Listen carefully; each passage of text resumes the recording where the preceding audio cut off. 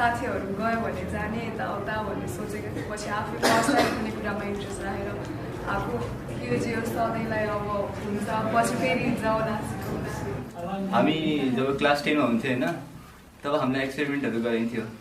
हामीले गर्थ्यो तर केही थाहा हुँदैन थियो कि सामान कहाँबाट किन्ने, के कहाँबाट किन्ने होइन, मात्रै युट्युब हेर्ने, सामानै पाइँदैन थियो।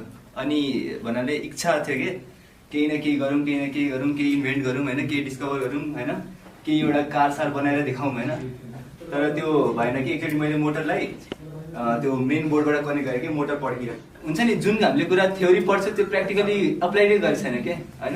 भन्नाले एकदम राम्रो लाग्यो कि प्र्याक्टिकली हामी यो कुराहरू गरिरहेको छौँ कि प्र्याक्टिकली यस्तो यस्तो इन्स्ट्रुमेन्टहरूलाई देख्न पाइरहेको छ कि यस्तो बोर्डहरूलाई जुन हामीले मोबाइलमा हामीले यस्तो ब्लुटुथ कनेक्ट कसरी हुन्छ यो सब हामीले सिक्न पाएँ क्या भयो।